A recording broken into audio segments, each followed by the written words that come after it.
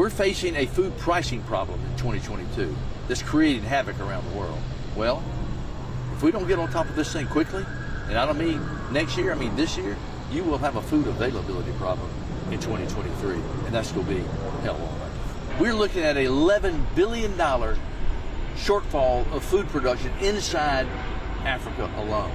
Now I could go to Central America, South America, same issues on droughts. India, devastated by heat and drought, and it could go on and on. We were able to avert famine in the last couple of years as I went to the leaders of the world, said if you don't respond, you will have catastrophe on catastrophe, is particularly in the height of COVID. And the leaders did respond. We averted famine. But then Ukraine comes on, shutting down the breadbasket of the world that produces enough food to feed 400 million people.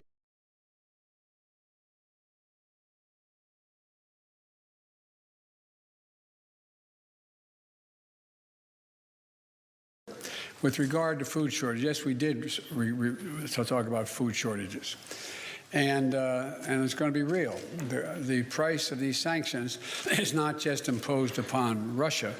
It's imposed upon an awful lot of countries as well, including European countries and our country as well. And because both Russia and Ukraine have been the breadbasket of Europe in terms of wheat, for example, just to give you one example. But we had a long discussion in the G7 with both the United States, which has a significant, the third largest producer of wheat in the world, as well as Canada, which is also a major, major producer. And we both talked about how we could increase and disseminate more rapidly food shortages. In addition to that, we talked about urging all the European countries and everyone else to end trade restrictions on sending limitations on sending food abroad. And so we are in the process of working out with our European friends what it would take to help alleviate the concerns relative to food shortages.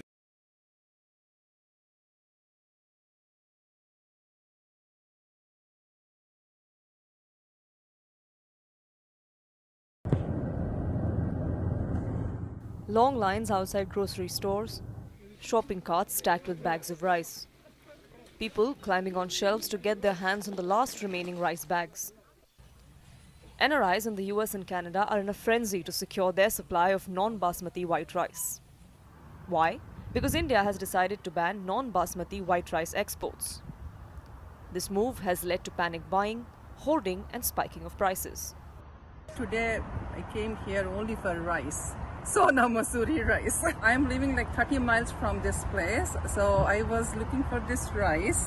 It's a normal, regular life, okay? I didn't even look into this whatever crazy news at all. So I went almost 10 plus shops to get one bag of Sona Masuri rice, okay? So I travel all the way. Morning I started 9 a.m. searching each and every shop. I ended today, what is the time now? It's 4 p.m. I got one bag with triple price, $34. Used to be only 17 or 18. I have not experienced that type of extreme chaos in our local stores, although well, you know, I can imagine parts of the country that has happened, but pretty much you know, whatever the consumer could lay their hands on while they had a chance, they did try to stock up as much as they could. And as soon as retailers came to know the extent of the situation, they started rationing their own sales and started reaching out to importers and wholesalers. So why has India decided to ban the export of non-basmati white rice? It's because rice production in India has been severely impacted by adverse weather conditions, including heavy rains in rice-producing states. India is also struggling with high food prices. Last September, the centre imposed a 20% export duty on rice to lower prices in domestic markets. But despite this, the retail prices of rice have climbed up. While parboiled rice is exempt from the ban, the primary objective is to ensure a steady supply of non-basmati white rice in the domestic market while keeping a check on price rises. But at the end of the day, rice is a staple across the world, and this ban is expected to reduce its availability by about a fifth on the world market. The move comes just 3 days after Russia's withdrawal from the Black Sea grain deal. This ban has raised alarm bells and is expected to have far-reaching impact on global food security and food prices.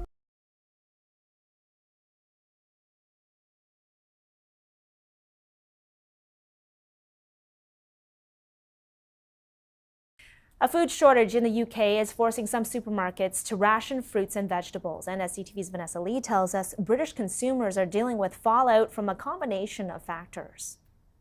We've been to a couple of different supermarkets today, and there are a lot of empty shelves, a lot of signs that say temporarily out of stock.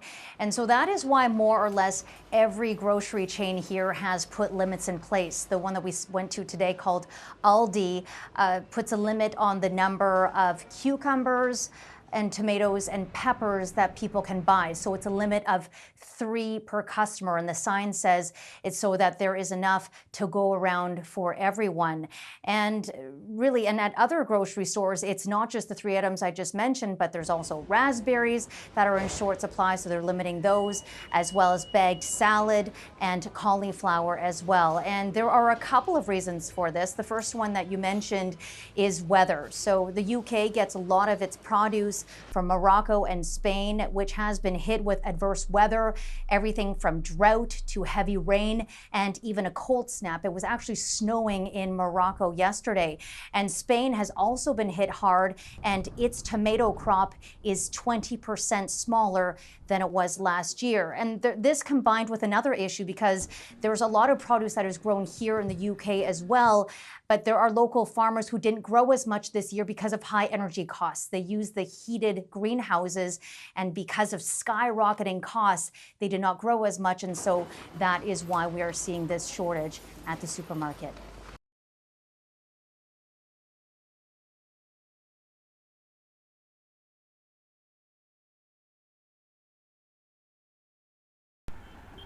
This bustling city does not reflect the terror that lurks on the fringes, Islamist militants at war with the government.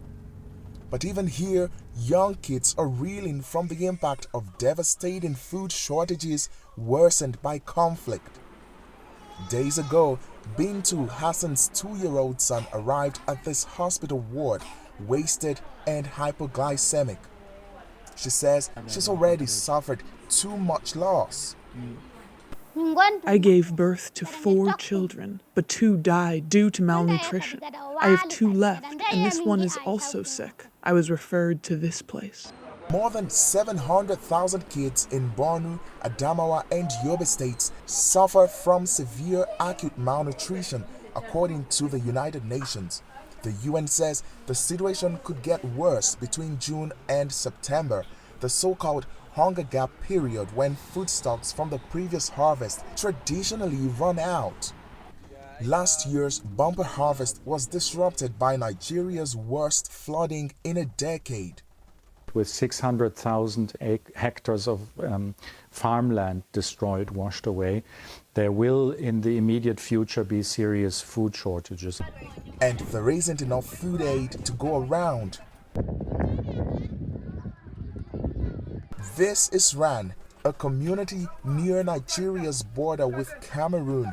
Residents say no aid has arrived here in 8 months. Kelu Modu says without much food, she couldn't breastfeed her baby and she became malnourished. When I gave birth to this baby, there was not enough breast milk to feed the baby with, and the baby started vomiting and also had diarrhea. The food shortage is in part a result of Russia's war in Ukraine and the recent crisis in Sudan.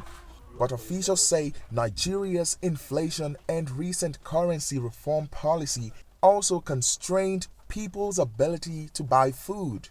UNICEF nutrition manager Karanvir Singh says despite crucial aid diverted to other global emergencies, Nigeria is still getting food supplies. The global package for different, because of different emergencies in the world is shrinking, but presently we are well placed But of course, we would need continued support. Nigerian security forces have significantly degraded the fighting power of the militants.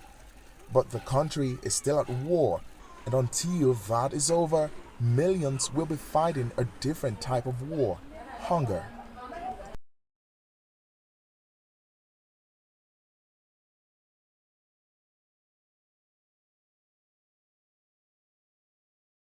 Yeah, good morning. Overnight, the calls for help just keep coming, including this message that'll just break your heart. It's from a mother of 3 reaching out to 11 Alive saying she's done all her paperwork on time, but her case is pending with no updates. Check out what she has to say. School is now out, and I'm having a hard time feeding my family. She says she's exhausted every food bank option for the month, and she does not know how much longer she can go without benefits. Now, the latest state numbers show more than 50,000 SNAP cases have not been paid on time. That number is up since May. All of this unfolding as DHS continues hiring amid a shortage of workers. The agency also saying it really needs the federal government to step in and approve some special waivers allowing the use of technology to process cases faster. In some cases, that would mean using bots to automate cases without caseworker interaction. Now, DHS, they tell me some of those requests have been pending for more than a year.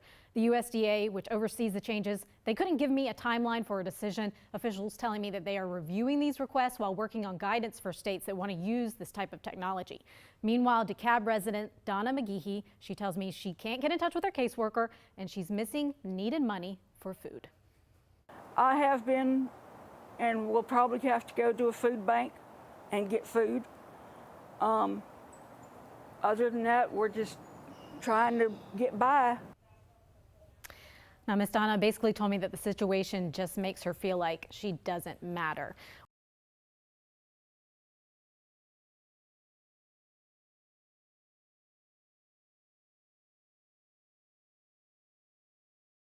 Let's go, let's roll. Senior Navy Chief Andre Sutherland runs food pantries like training drills. Pull up, sir, keep going, please. The line wraps around the corner, all the way down the street. Sutherland brings his recruits each week to help distribute food and clothing to local veterans and service members at the Midwest Veterans Closet. Thank you for your service. But he also relies on the pantry himself. First time I was shy, I was apprehensive, and you're in the military, everybody think we're making all this money, but we're not.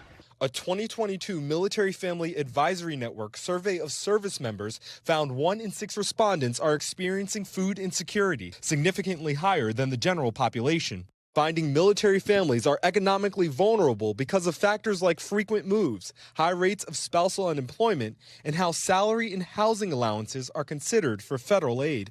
Let's explain a little bit about how the housing factors into the food insecurity. Military families receive what's called a basic allowance for housing.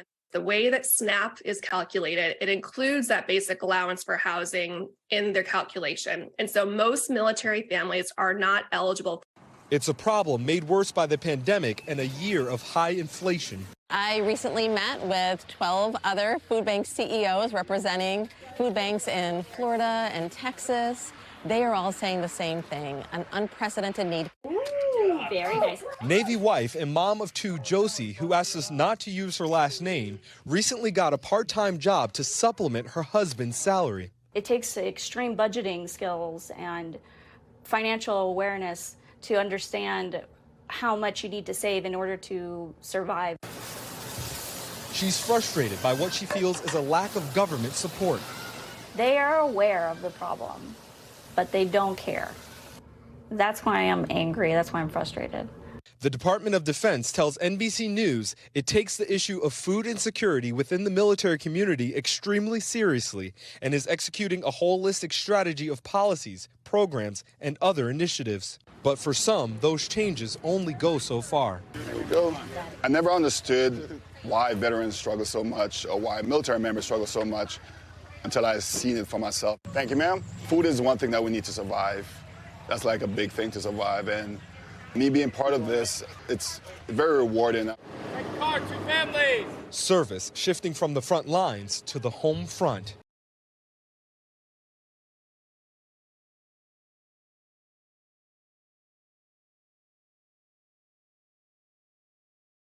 Good evening, Natalie and Anthony. Jackson is the state's largest city, yet it has one Walmart and one Kroger. Behind me is a boarded-up food depot. It used to be one of the other options for fresh produce and meats in this part of town, but it shut its doors last month. Folks who live here tell us the closure was partly due to crime, but also nearby dollar stores taking more business. It's just terrible. We have convenience stores, you know, like they on every corner everywhere, and we need more grocery stores. In a city where 26% of people live below the poverty line, stores leaving town is just part of life. Things open and things close all the time, so we just deal with it as the day go by. But with food options now more limited, the USDA says 1 in 5 people in Jackson are considered food insecure. There are no grocery stores in walking distance from this area. A recent study from the Institute for Local Self-Reliance calls out dollar stores for pushing larger grocers out of urban and rural areas. In Jackson, there are 39 dollar stores, but healthy options are limited there. They don't have fresh vegetables in them. Purple Elite. I'm very happy with that one.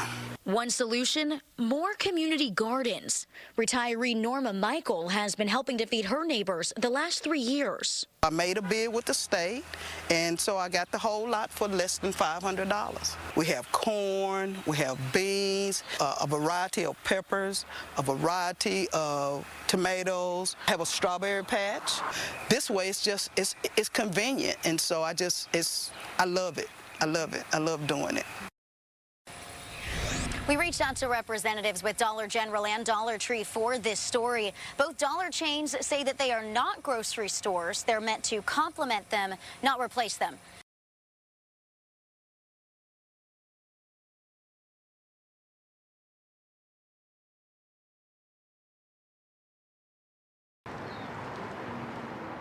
Jackie Gordon walks the same Chicago track every day, circle after circle, alone. So much happens to us that nothing really surprises you anymore. Alone and neglected is how many in this community have felt for years, stuck in a circle of poverty that existed long before this pandemic. In this area, I think that we don't have a lot of the resources that we need to have, whether it's dealing with health, whether it's dealing with food, or dealing with just everyday things that people, necessities that we have to have. Nikia Love has lived in Chicago's Auburn Gresham neighborhood her entire life. In the 40s, her grandparents helped integrate the block, a community now 96% Black. Everyone is a close net because we've all just been here for so long. Auburn Gresham saw the first COVID-19 death in the state, but this certainly isn't the first time it has dealt with adversity. What was life like in Auburn Gresham even before COVID? Well, prior to, there was still economic issues. Businesses were closing. 2 of the main businesses, one was a grocery store, Save-A-Lot. They shut down in January. So that was walking distance for a lot of residents. If you look at the surrounding area, you will see there's no grocery stores. The only type of grocery store that we do have is considered Walgreens. Unemployment here nearly 30%, and that's before the 1 in 4 Americans who lost a job in the pandemic. What is it like being furloughed and not being at work at this moment? It is challenging. So the first thing that went into my mind was, how am I getting ready to feed my child every day, all day? Nikia worries about her 12-year-old daughter. She is not alone. I would say right now there is a very strong need for food. Food insecurity on the rise, not just in Chicago, but cities and states around the country. I'm scared, to be quite honest with you. Shardea Fuqua lives in Detroit with her 1-year-old daughter and 2-year-old son. Can you point to a letter, Chloe? Wow. Since the pandemic began, according to the Brookings Institute, 17% of moms with children 12 and under say their kids are not eating enough because they can't afford food. That's a 460% jump from 2018. In my community in Detroit urban areas, it's not a lot of opportunities to have really healthy food. I'm going to be really clear and honest with you. I live in Highland Park, Michigan. They do sell foods that are not maybe expired and high price foods. For a lot of people, having the kids at home, it's like, well, we've got to be more creative. We've got to make sure they're not bored. Those are the biggest concerns. But in your community, the concerns are much greater than that. Absolutely, the concerns are greater. I can't think about creative activities because I'm thinking about, I'm about to get evicted. I know I need to feed you today. It's taken a virtual village to help parents like Shardea. She was among 200 families offered a $500 grant by Focus Hope, a Detroit charity helping with essentials and missed bills. That money really supported me with bills. Money that likely wouldn't have arrived if not for an anonymous network of Black donors with means. What we really understand is that as a community, we have to take care of ourselves. We can't rely on anyone else to take care of ourselves. And while the daily struggle among African Americans is real, there are those in the top tier, CEOs, business executives, others who want to give back. An Urban Institute study found of any race, Black families contributed the largest proportion of their wealth to charities. We started with the goal of raising $5 to $10 million, recognizing that the economic environment was so challenging. With the support of this group, we've secured over $17 million of commitments of support, and that it was in a matter of weeks. It was extraordinary. $17 million dispatched all across the country, from Los Angeles to New Orleans to the Greater Auburn Development Corporation in Chicago. I say to you, my first thought was, how can I feed my child? My second thought was, how am I getting ready to pay my rent? Circle of poverty that those who are able are desperately trying to break.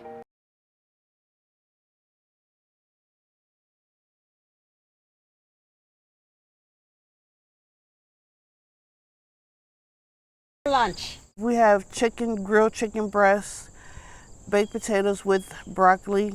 Yes, I think I'll do mac and cheese. And we also have yams. Yeah, mac and cheese. More peanut butter. But for too many of us, that everyday question, what's for lunch? Old log cabin in a quiet, leafy corner of Greene County, Marilyn and Billy Sisk are enjoying a late summer breeze and thinking about lunch. I would make a curry or maybe a soup. Whatever Marilyn decides to cook, she'll need some help filling the pantry. For the first time in their lives, the couple have found themselves food insecure, a bland euphemism for a serious problem that has cast a shadow of worry over their lives. We had a car accident. We got rear-ended while we were stopped at a red light, and he literally wrecked his rotator cuff. Billy is now on disability, and Marilyn has a bad back. So we've gone from being a two-wage family to relying on benefits. The last 2 years has just been horrible for me because I can't do nothing. Today, Marilyn will drive a few miles from home to get help. She will have lots of company. The Corner Cupboard Food Bank provides hundreds of food boxes every month. On this day in August, Marilyn waited in a line that stretched across the Greene County Fairgrounds. Rebecca, you need a bread? Yes, thank you. Last year, when we were trying to get his disability, we had not one penny coming into the house. We just went to one car. All right, see you later. We really pulled the belts in.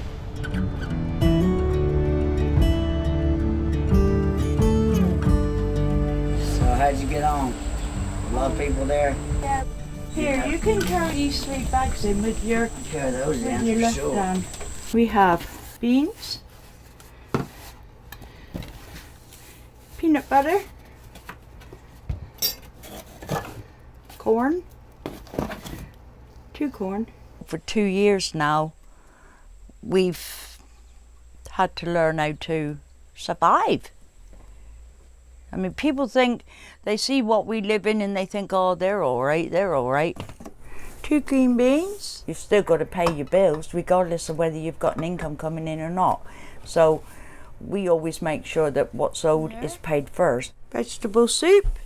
You have to have the internet here because there's no service, no cell phone service to speak of.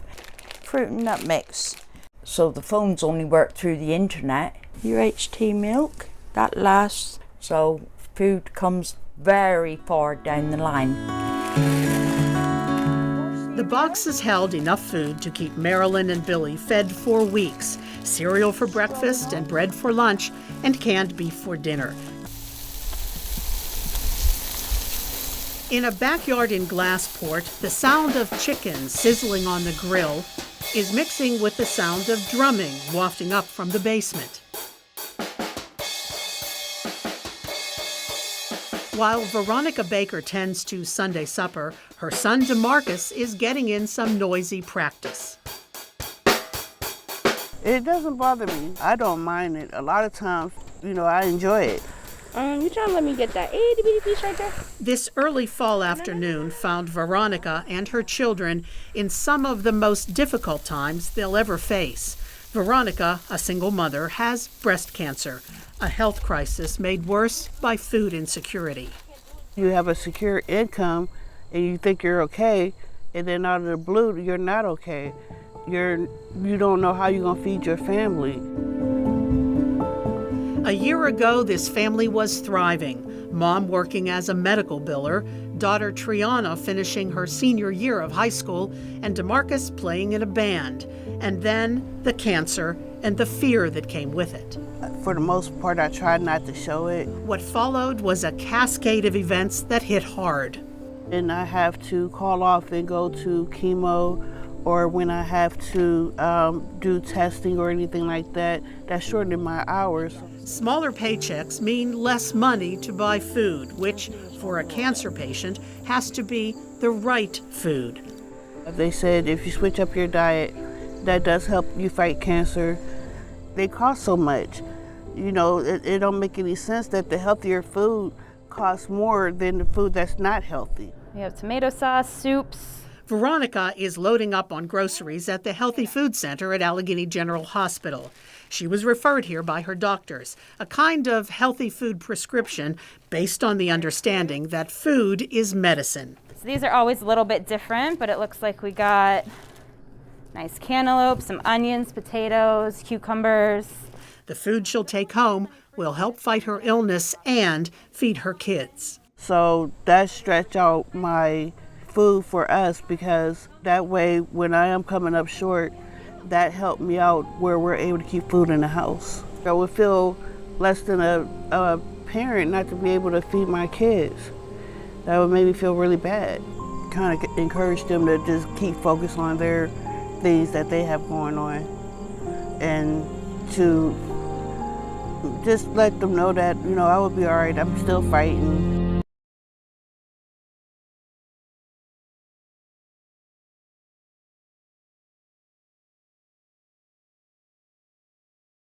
Food insecurity is also a big concern among our youngest neighbors.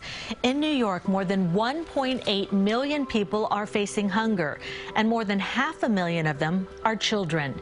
Joining me now is pediatrician Dr. Kofi Essel. And good morning, doctor. Thank you for being here. Thank you for having me. Now, as a pediatrician, what are some of the signs of food insecurity you look for in children or their family? I think this is a wonderful question. What I usually tell my colleagues around the country is that looking for a sign is actually a trap. If you look for a sign, you're looking for something that's really jumping into your face. And the reality is that food insecurity is often described as being invisible. You cannot consistently rely upon weight changes, lab changes, things that you're seeing in front of you. You have to recognize that food insecurity is ubiquitous. It exists in every single county around this country. And to rely on those things is going to be unreliable for you as a provider and for all of us when we're addressing this topic. When we think about food insecurity in children, I like to think about this through sort of a pathway. In general, when we see that a family has a sudden financial hardship, what ends up happening? With a sudden financial hardship, families have something we call food anxiety, this constant preoccupation with where their next meal is going to come from. That oftentimes leads into a decrease in the quality of food when they've done everything they can to stretch their dollars. Now you see the quality of food begin to decrease, the variety decrease, the desirability decrease. Families purchasing items that they know they're going to eat and not try to buy a variety of different foods because they don't want to waste their money. The last thing that you tend to see after the quality of food decreasing is the quantity of food beginning to decrease. First with the parents, right? They will decrease anything that they can in order for their children to be able to eat more. And then lastly, with children. I always tell my colleagues around the country, even though children are facing a deprivation of food all the way down this journey, we have to recognize that that stress that's in the home is felt through this whole journey for every child that's in this experience. Let's talk more about that. How can food insecurity impact a child's health and development? When I think about the role of food insecurity affecting one's health and development in children, I like to think through the lens of stress, especially this term that we use called toxic stress. When families and individuals are experiencing food insecurity, we need to understand this. Food insecurity typically doesn't travel by itself. It goes along with a variety of other social stresses as well. It just happens to be one of the first things that drops because why? The food budget is so flexible at times. Families can stretch it and do a variety of things with it to get by. So the thing that occurs is because of this toxic stress, we see that, especially with younger children, we see significant changes occurring in the brain. We see parts of the brain increasing in size permanently. We see parts of the brain shrinking in size permanently. And we know as a result of that, it makes children more impulsive. It makes it harder for them to make those right decisions. We know that it impacts their ability to focus in the classroom. We've seen its role in affecting their development. It increases ER hospitalization rates, ER rates and hospitalization rates at the same time. We see all of these things across the board being, children being affected by these as a result of these increased stressors that are occurring in the home.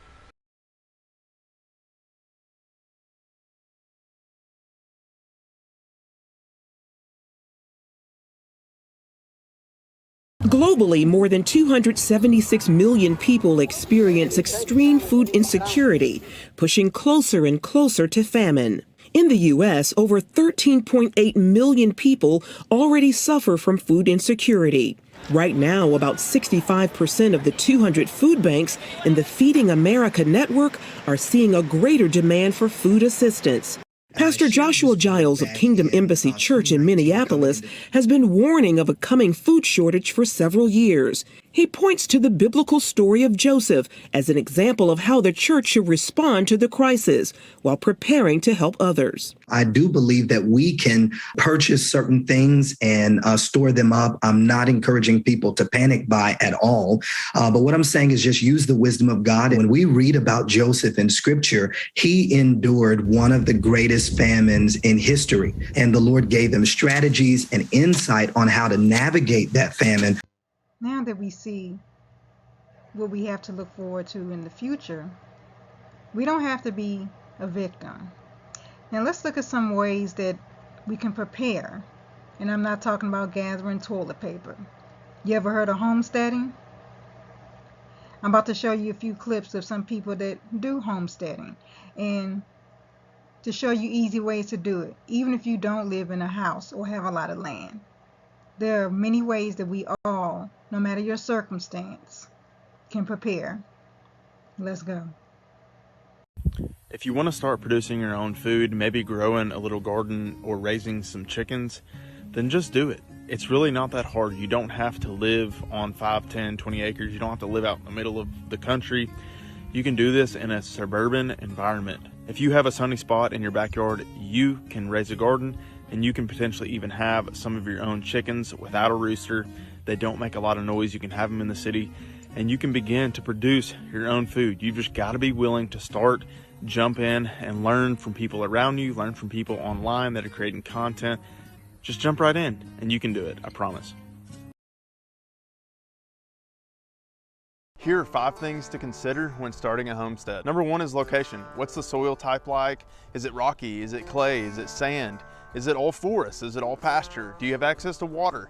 How close is it to town where you have to take your kids to school? All these things you need to take into account. The second thing is resources, and I'm mainly referring to financial resources. It costs money to start a homestead, to start a garden, so make sure you have some money set aside. Number 3 is time. Raising animals, taking care of them, managing a garden, taking care of a homestead, all these things takes time. So if you travel a lot, if you're never home, homesteading is probably not a good fit for you. Number 4 is skills. It does take time learning how to grow a garden, how to manage animals, but the best way to learn is by watching tons of content like this and just starting. No one learns a new skill by sitting on the sidelines. You got to jump in and just start. The last thing to consider are what are your goals for your homestead. You may want everything on your homestead. That's going to dictate your land base, how much space you need. I personally think that 5 acres is a great size for a homestead. You can produce a ton of food on 5 acres. The reason that I homestead and the reason that I'm relearning skills like raising chickens and growing my own food, learning how to can, building a food storage, making my own homemade butter, and my personal favorite, milking my cow for my own raw milk.